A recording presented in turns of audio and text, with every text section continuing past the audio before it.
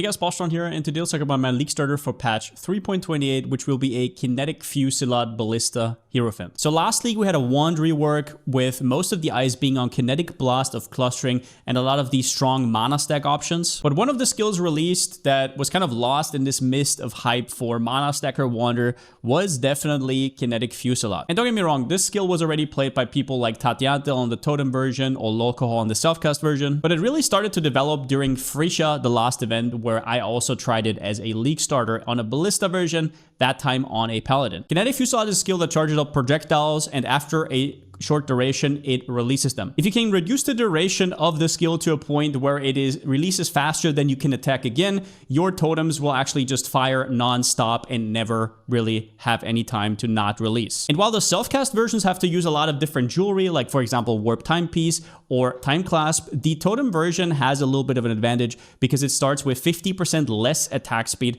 on the Ballista gem. Not only does that mean that you don't have to reduce your duration as much as on the self-cast skill and you save your jewelry slots, it also means you can run secondary skills such as, for example, guard skills or Arcanist Brand without reducing the duration to almost zero and rendering them unplayable. In this video, I'll go through everything you need to know for League Start, starting with Kinetic Fusillade mechanics, why totems, damage and defenses, the Ascendancy, and then early maps, later maps, and up to endgame progression. A few quickies at the start. Every single minute of this build, I will be live streaming over on twitch.tv/Palsteron throughout the whole first week at least. There is also a Maxroll written guide out, so if you want to have everything in this video, but in written form where you can Control F or jump around or anything like that, link will be most likely in the pinned comment. Since we have a new league and a lot of small things that we haven't explored yet, I will also be making 3 to 4 daily updates in week 1, talking about stuff that I didn't know before the league, maybe some small adjustments, and how my progression is going. And then all the POBs are down below in the description. Do note though that these will change over time, so definitely come back before League Start to get the updated versions. I'll most likely just put all of these in the doc, which will also be in the pinned comment. As always, overview, timestamps, chapters. Let's get into it. Now, understanding how Kinetic Fusillade works is not that hard, but you kind of do need to understand it. Now, there's a lot of fear about like breakpoints. I'll clear this all up, and it is not as punishing on the Ballista version as it is, for example, on the self-cast version, so bear with me. Now, Kinetic Fusillade charges up projectiles that get released after delay up to 12 max. So you can see right here is that it has a ton of attack speed, attack, projectile, duration, and AoE. So the idea is whenever I attack, I get one projectile that will then get charged up, and after a duration, it gets released. And whenever it connects with something, it makes an AoE.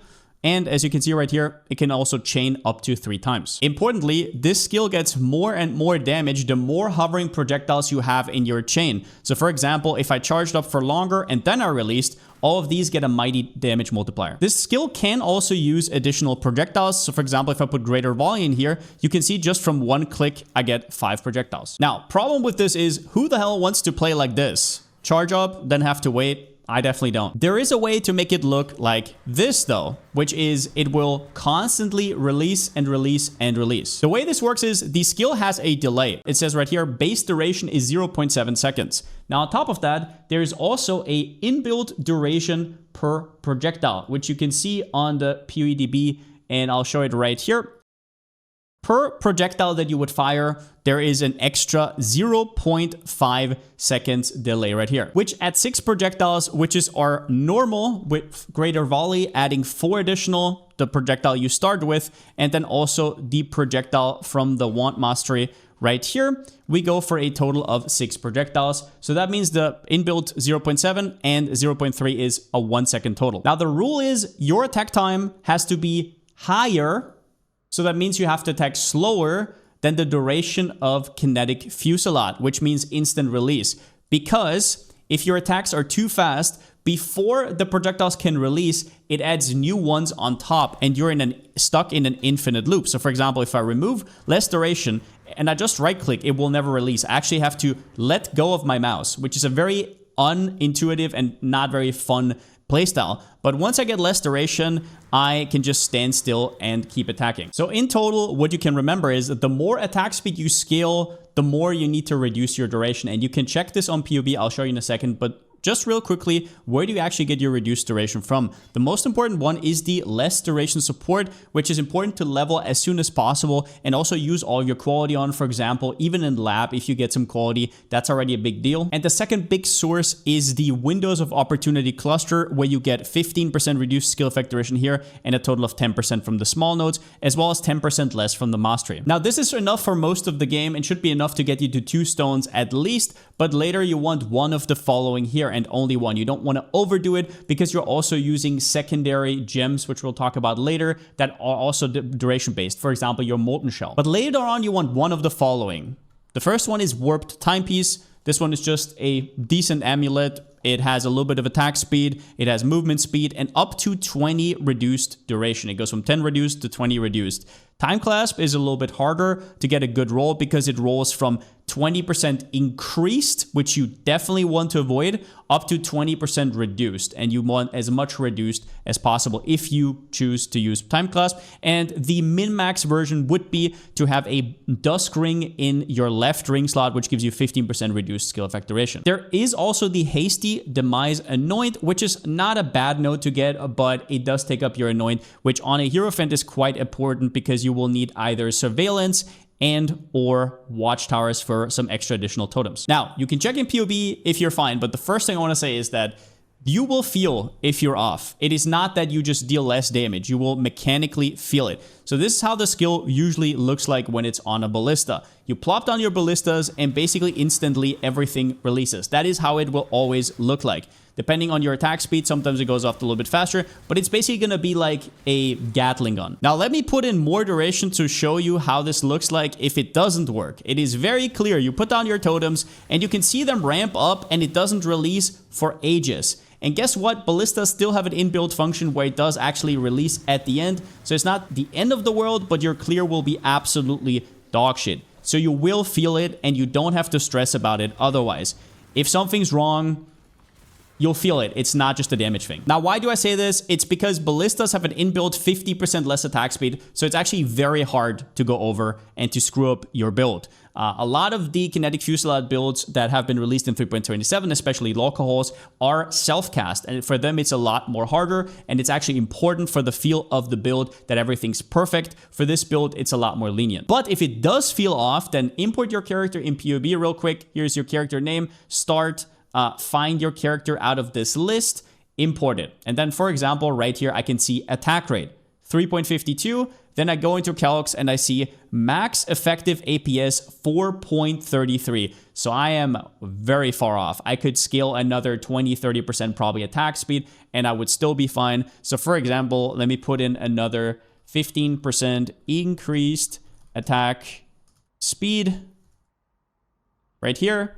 And there you go. It would still be fine. And I can hover over calc, max effective DPS, and it's still green. So it still tells me I'm okay. Here's the question though, why would you go totems and why not self-cast? Both are strong options. I personally prefer ballistas for Leaguestart a lot because they start with 50% less attack speed, which makes it easier to get that good feel we just talked about in the mechanics section. If you look over here, Ballista Totem, you can get a ton of ballistas down at the same time, so GG had to slap some downsides on here. It says 26% less damage and 50% less attack speed. Otherwise, it would be way too OP to scale to like 7-8 totems. You would just be better than self-cast in every way, shape, or form. So that's the downside, but the 50% less attack speed means that we have to compensate less on gear, which means less of this crappy stuff, which is especially annoying in endgame once you have stuff like helical rings and other endgame jewelry. The second reason is totems are just very cozy when it comes to bossing, when it comes to progression. You don't have to be in the midst of things and you don't have to aim or do anything like that. And the last reason is that totems got a pretty huge global buff in 3.28. So totem placement speed now also scales the emerge time.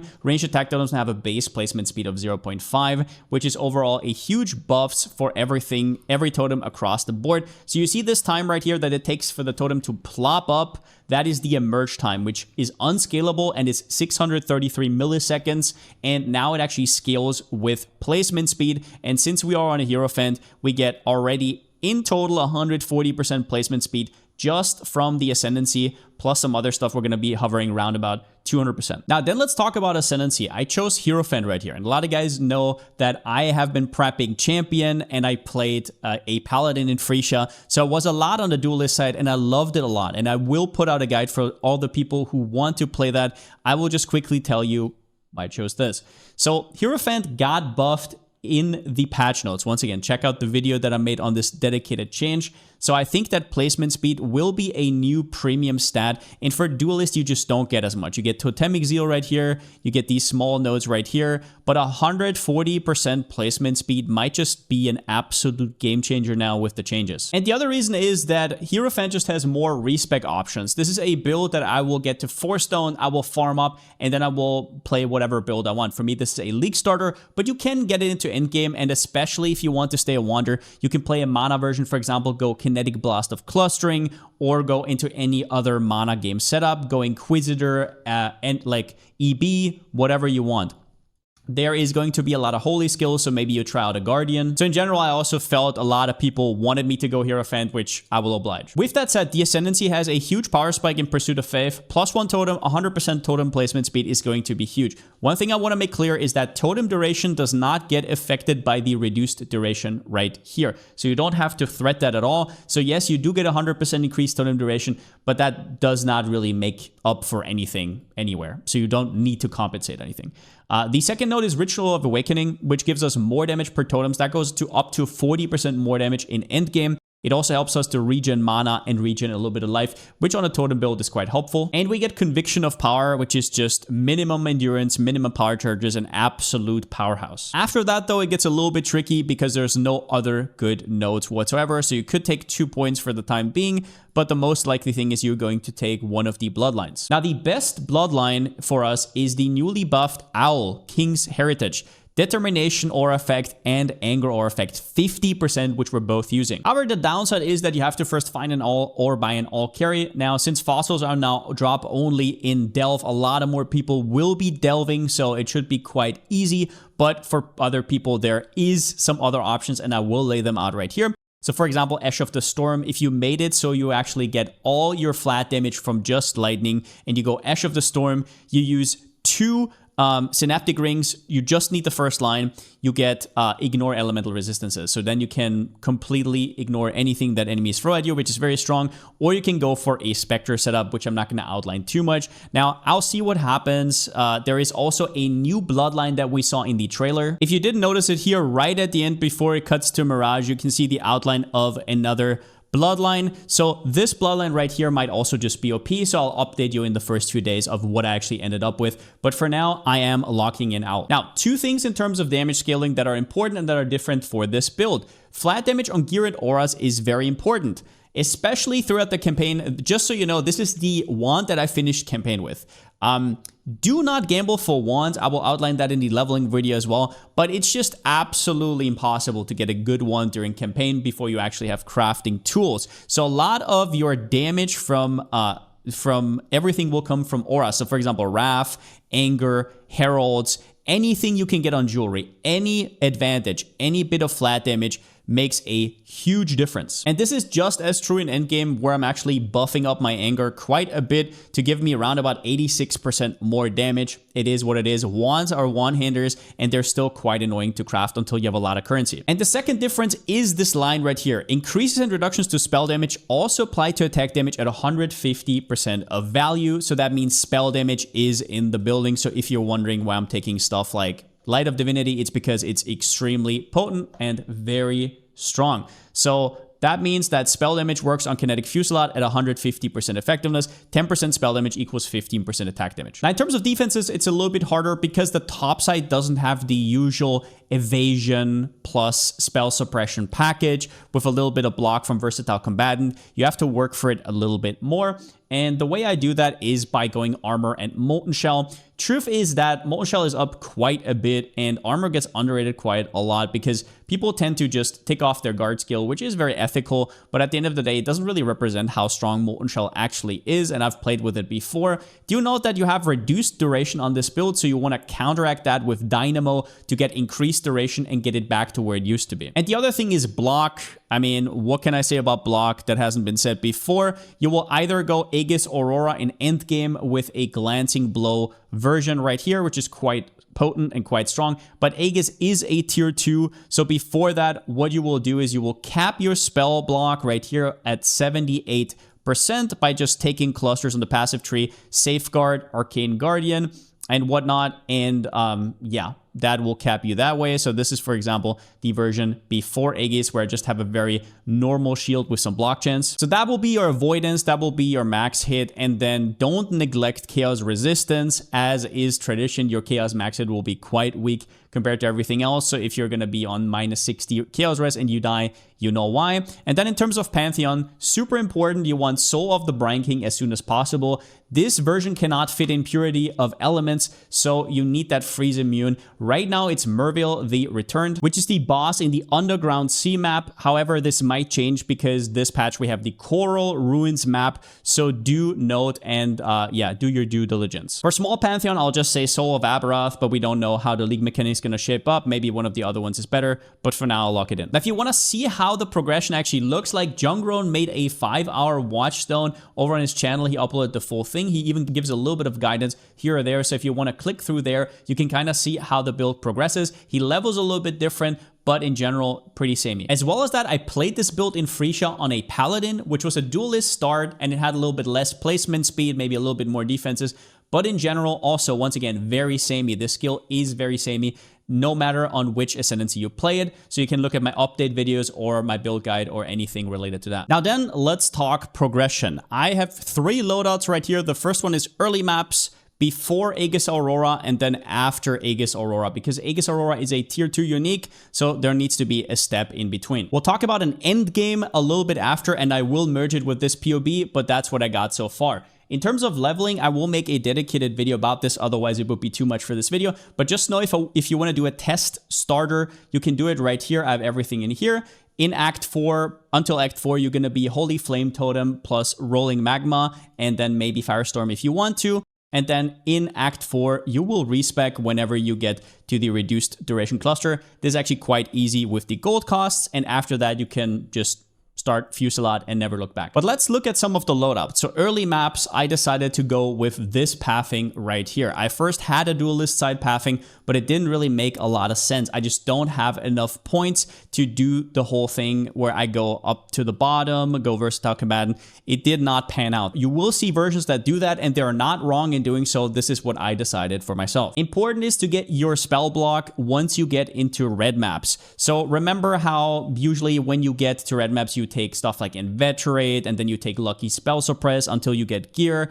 The same is going to be true for spell block, but you're actually going to be able to cap without anything, because I put in here the Tempest Shield, which is an item that you get for free, which gives you like 25 spell block. So you're going to be able to get to 78 spell block without anything on any gear piece. You just take Safeguard, take the Block Mastery, take Arcane Guarding, and you're fine. Unfortunately, your topside attack block won't be as good. As you can see right here, I only have 47%. It kind of is what it is. If you want to juggle in a Jade Flask, you can do that as well. But I decided because I'm armor, I will have a little bit of armor at this point. I will see my bases. I basically have armor almost everywhere, and a little bit of Molten Shell. I decided against going into it. It just takes too many points.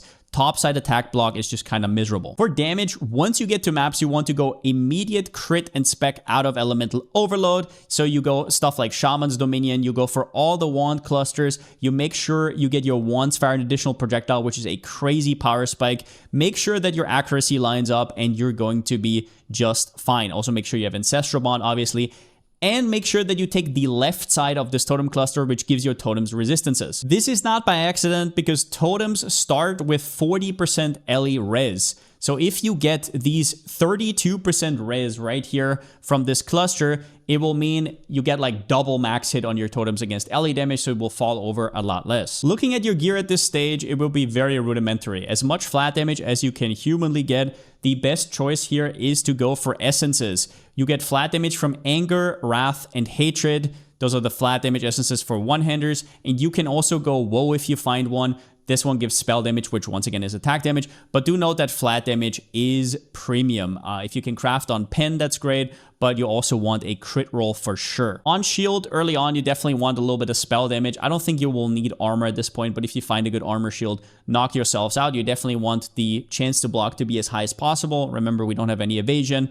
Get some armor bases. Make sure that you can actually get your gem socket colors though, because a lot of that will be blue and green. So yeah, if it's too expensive, then get like a hybrid base for now. Work a lot with these crafts. Chaos Res is quite expensive to get as rolls, but if you get it through Amethyst Rings and if you get it through hybrid crafts, that's a lot cheaper. Get a cheap 6-link as soon as possible. It doesn't need to have too much. Make sure it has a good amount of armor, Astral Plate, whatever. Maybe you get some early implicits, doesn't really matter. Some resistances, get chance to block if you can. Otherwise, percentage armor, if it doesn't already have armor, is more important than the block here.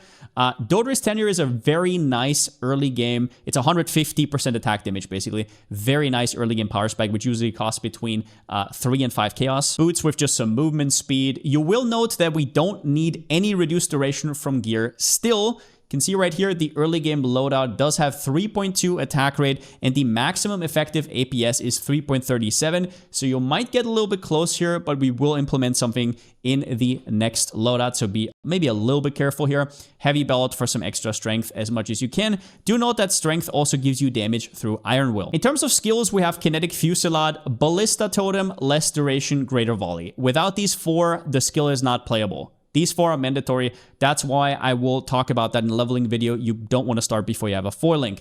LE damage with attacks, increased crit damage. It could be others. You can POB yourself. It depends. We're going to get some new ways to acquire supports. If you don't know, you can now get an extra 7th support, but we'll talk about that in the first few days because I don't even know how expensive that's going to be. We have Anger, Determ. Now, early on, if you feel safe, you can also just go for Anger Wrath. It will explode your damage. So, for example, at this point, I'm pretty sure it would be like 30% more damage or so. Yeah, it's like 36% more damage. So I put Determination for the comfiness, but maybe I will go Wrath. It's just better safe than sorry for the people watching the video. Tempest Shield, super nice. You can't be shocked. Gives you some extra. Spell Block. Tornado is important to understand. Tornado and Arcanist brand because Tornado only holds out for 20 hits. And you might know that your ballistas will have a lot of hits, so that's why you want to put it on an Arcanist brand with faster casting so it repeatedly casts again and again. Important, do not put another skill here because then it will alternate and only cast Tornado half of the time. Then we have Frenzy with cast on critical strike and LE weak. This will apply most of your debuffs. You won't have a lot of penetration early on, so this is going to be quite important to apply to bigger bosses. There is a greater volley here and it has a reason. Early on, and even later on, your Frenzy actually has 2 projectiles, which is bad because you see this V-shape. It won't actually perfectly cast where you target, so you want a little bit extra projectiles. With the greater volley, do not try it. I mean, you can try it without. If you don't mind it, then do it, but that's what I did. Shield Charge, faster attacks, momentum, and the Frostblink. Do note that you can cancel the animation at the end of your shield charge. So if you shield charge and at the end you time it correctly, you can be quite a lot faster. Then we have Precision, which is on Arrogance. That's because otherwise your reservation just doesn't work. So a little bit of your life will be reserved. You will also need Sovereignty and these reservation efficiency nodes. And later on, you will also need the Mana Mastery right here for the 12% increased mana reservation efficiency. Note again that your mana will not be an issue because you get a ton of extra mana regen from this node right here. And then at the end, we have Molten Shell with cast when damage taken, which is your main defensive boon. So if you see right here, while Molten Shell is on versus while it isn't on is a big deal on every armor build. armor builds are balanced around Molten Shell. If you're not using it, your build sucks. Now, and this is the problem with having too much reduced duration on some of the other versions, is you can't really use it because it's going to be poof, right, immediately. So you have a lot of reduced duration here. We make up for that fact by being Ballista and not needing as much and getting Dynamo, which is 40% increased duration, which makes up for the reduced duration. All right, then we go from early maps to the next step, which is right before Aegis. And the big change you will see right here is that we now have a warp timepiece for a little bit of reduced skill effect duration. The higher, the better. As I said, you can also go for a time clasp, but those are harder to roll for, so most likely it's going to have to be a warp timepiece. Warp timepiece also means that you can get a surveillance anoint and you won't have to change your amulet too much. This does cost an opalescent. Now, there is a very good early, so if you look at the version before, I actually anoint Wandslinger because it costs very little in terms of oils. Other than that, if you hover over the gear, you will see that it mostly just got a little bit better. It has an extra mod here or there. It has Eldritch Implicits. It's a little bit more focused. It has a little bit more chaos resistance, has a little bit more flat damage on jewelry. It has another strength roll. It has a little bit more life. And it has a jewel with some random stats. And it has way more focused flasks. So we'll see right here, I have a diamond flask with crit chance. I have a quicksilver flask with movement speed. Now, where you have which suffix obviously does not matter, but I just did it. So yeah, it looks a little bit nicer. I have a quartz flask with reduced effect of curses. The way you want to play this build is definitely you want to kind of charge through stuff and have phasing while you do so. And super important here as well is on the granite flask or on any flask, you want a percentage armor during effect roll. And that one is going to give you a lot because we are quite a bit increased armor starved early on. Now, the next step I take is I actually go for Aegis Aurora. If you don't know what Aegis Aurora is, it recovers energy shield equal to 2% of your armor when you block. So what that does let you do is add some extra energy shield and recover it over and over whenever you get hit, which is quite potent in terms of recovery. And on a totem build where you don't leech, that is a big, big deal. Now, with Aegis Aurora, you want to cap your block. And capping block is quite hard and it takes a lot of points. You will see right here, I spec'd out of Arcane Guardian and out of Safeguard, which saves me a ton of points that lets me allocate them elsewhere. And I get to go Glancing Blows, which, to be clear, you never want to take this Keystone unless you have Aegis Aurora. Ever, and I mean ever. It is absolutely dog shit without Aegis, but with Aegis, it is incredibly, incredibly potent because, for example, right now we have 52,000 armor, so we take 52,000 times 0.02. Whenever we get hit by anything, we get back 1,040 energy shield. So in a mapping scenario where a lot of things jump at you constantly, you're quite unkillable. However, don't overestimate that because your playstyle should still be you're a totem build. You don't need to be in the midst of things. So don't get ahead of yourself because if you, for example, take off Molten Shell, let's say your Molten Shell is down and you get hit by a big hit, you can definitely get absolutely slaughtered, especially if it involves chaos damage. One other thing you'll see once I have Aegis is I go for a different body armor. You want to have as much energy shield and armor as possible. It might even be worth to go full energy shield. I'm not 100% sure on this yet. Will probably change in the coming days. I did not change any of my other pieces, but you could go up even higher in energy shield, maybe even 2,000, 3,000, 4,000. Do note that intelligence is nerfed, and I did put that in the POB right here. So if you have higher numbers, that's probably why. Now, when it comes to endgame, it's quite hard to know what the new league will want from you, how much avoidance is good versus max hit, how much damage are you going to need. But I will just point out some cool tech choices you can make, and I will implement some later POB in and merge it with the POB I just showed you. So the first huge endgame upgrade will be Rain of Splinters. Rain of Splinters is completely, utterly insane. It gives you 2 additional projectiles, which, as you can see right here, just gives you a massive 39% more damage for 1 jewel. Do note that by increasing the amount of projectiles you have, you will also increase the delay, so you have to not get too much attack speed. You can see right here, 4.33 max APS, and after I put on Rain of Splinters, you go to 8 projectiles, so that now goes down to 3.79. Now, topside has a lot of problems with attack block, and the way you solve that in endgame is through Red Nightmare, which gives you passives granting fire or Ellie resin radius also give you 50% of that in block. So for example, I tattoo this into fire res right here. That gives me 6 fire res, which is also 3% block. And you can do that everywhere. And since tattoos are now going to be in campaign as well, I assume they're going to be a little bit cheaper. So I don't think this is going to completely break the bank. Also, Faith and Steel gives you 8 res in the radius. That's 4 block. And Holy Dominion also gives you 6 block. If you can get a good one, get a Lethal Pride right here. There's quite a few nodes you can take. Mystic Bulwark. You can take the Prodigal Perfection, Wand Slinger, Instability, Cruel Preparation. You can get stuff like double damage, Intimidate, extra strength, percentage life, whatever. Another thing you want to get in endgame is a cluster setup. You can see that even though Fusillade and Disintegration is huge and very strong, a cluster jewel also gives you Onslaught, which brings with it the extra attack speed, which you have to make up for, but also a lot of movement speed. And it gives you extra placement speed. And yeah, in general, just a very, very strong setup. You get Martial Prowess, Opportunistic Fusillade. Not 100% sure what the right large cluster right here is. I wouldn't personally not just put a medium here. Getting in a large in before that is really important. Do not go for this cluster too early. It's expensive, and these nodes over here are plenty fine. There's way better things that you should put your energy into. Another upgrade for endgame will be the new item base, the Cord Belt, which can be anointed by Cassia. This is huge for Hierophants because you can now grab 1 anoint with surveillance from the amulet and 1 anoint from Watchtowers here for a total, if you look right here, of 8 additional totems.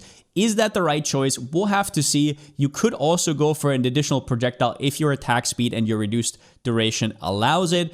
But yeah, that is up to you. Multi-shot is definitely insane. Now that's about all the information I could gather before the league start. Once again, I will be doing daily updates. So if you have any questions, I'll be live on twitch.tv/Palsteron, most likely whenever you're playing yourself. And yeah, in terms of what can you respec after, I'm not really sure. This is always very league specific. We don't know all the items. We don't even know what Mirage really wants from us, how much damage, how much defense. But there's always mana builds, right? On Hierophant, on Inquisitor, you can go Energy Blade. There's new Holy skills. So yeah, I think this is going to be an incredible entry into the league and quite safe as well. And yeah, once again, Macro Guide is out for people who want to have the written version. There's going to be the pops down below. The leveling video will be out probably soon. I'll pin it in the top comment. If I have enough time, I'll also show you guys the champion version that I've been testing before the hero version. Hope I get that out in time. And yeah, either way, hope you guys have a great league start. More videos to come before league start, a little bit more info, a little bit more context, but I hope you enjoyed the video. And since I still don't have a slogan, see you next time.